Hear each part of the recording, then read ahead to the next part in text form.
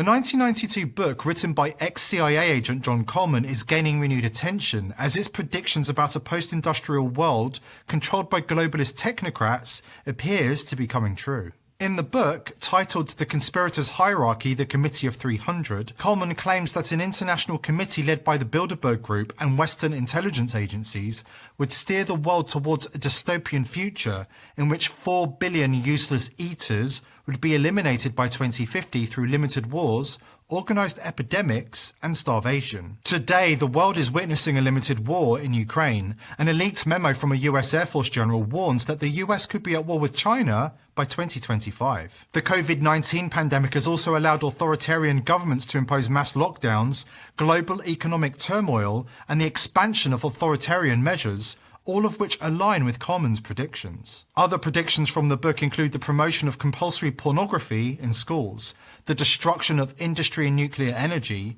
the control of agriculture and food production by the Committee of 300, and a push for green energy that cannot sustain current energy demands. Does any of that sound familiar? In 2023, the liberal media is obsessed with promoting drag queens in schools. Agriculture and food production has been taken over by the globalist elite, with Bill Gates becoming America's biggest farmland owner, and the Dutch government forcing farmers off their land in order to comply with the crippling World Economic Forum green energy targets. The results have been tragic, with food shortages and spiraling energy prices punishing ordinary people. According to Coleman's 1992 book, these current events are not a coincidence, but are part of a decades-long plan to bring about a neo-feudalistic post-industrial society. Pointing out the hypocrisy of the elite never seems to make a dent or have any impact whatsoever on them.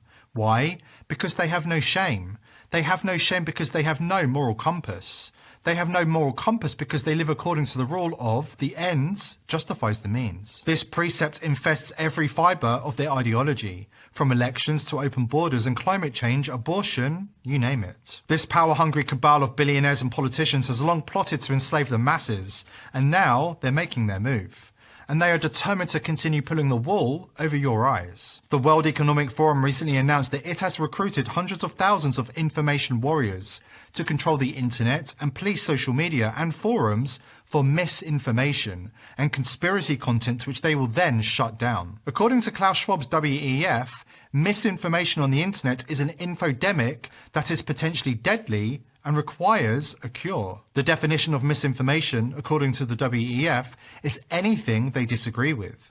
This means the information warriors will essentially be engaged in the act of shutting down dissent. Conspiracy forums and YouTube comment sections are being targeted by so-called digital first responders, who pretend to be ordinary users of the platform, but are actually working to disrupt proceedings and support the ideology of Klaus Schwab's WEF. Announcing the news on a WEF podcast, UN Communications Director Melissa Fleming said, "So far we've recruited 110,000 information volunteers. And we equip these information volunteers with the kind of knowledge about how misinformation spreads and ask them to serve as kind of digital first responders in those spaces where misinformation travels." The WEF are subliminally influencing the masses in order to push their narratives onto the people. Also on the podcast, mainstream journalist Mark Little set out potential solutions to the so-called infodemic. Little has worked for Twitter and he founded Storyful, a social media news agency closely linked to the fact-checking program.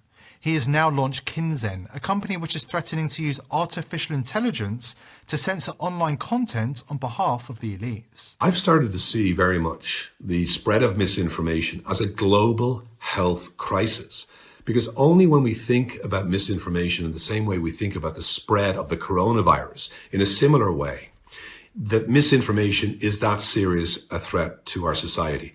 Misinformation now is happening within our friends and families. So we have to find strategies to, first of all, recognize it.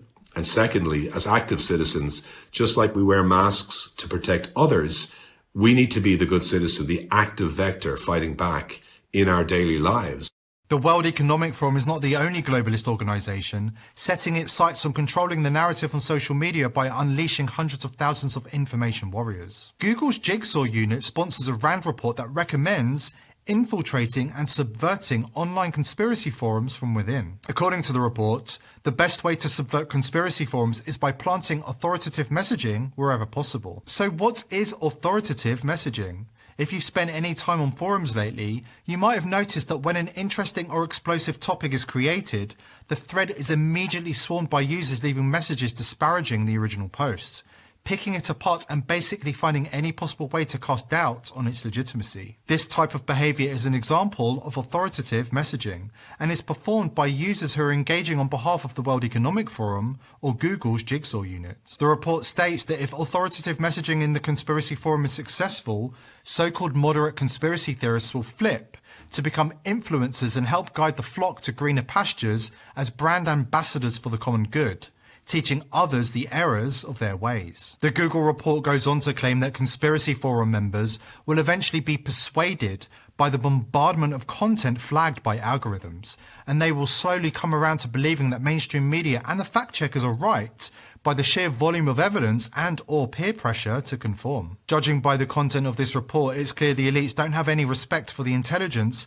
and persistence of the average so-called conspiracy theorists. This is where they are getting it wrong. The average user of conspiracy forums in 2023 has already proven themselves by rejecting the all-encompassing fake news mainstream media, despite an endless barrage of propaganda and predictive programming. These are people who understand that all the world's a stage.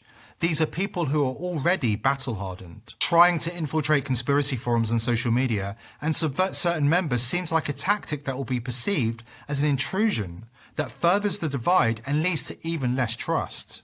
Having said that, it's important we understand the nature of the information war being waged by the powers that be. We are part of something so huge right now. The elites would not be targeting conspiracy forums on social media in 2023 if these forums were not the last places on earth where truth is being discovered and lies are being exposed. We have the potential to break the chains of the past, the control, division, hatred, and separation. We are literally creating a new world. That's why the control apparatus is so afraid. They know that they can't stop this. The more they lie, the more they deceive, the more they expose themselves.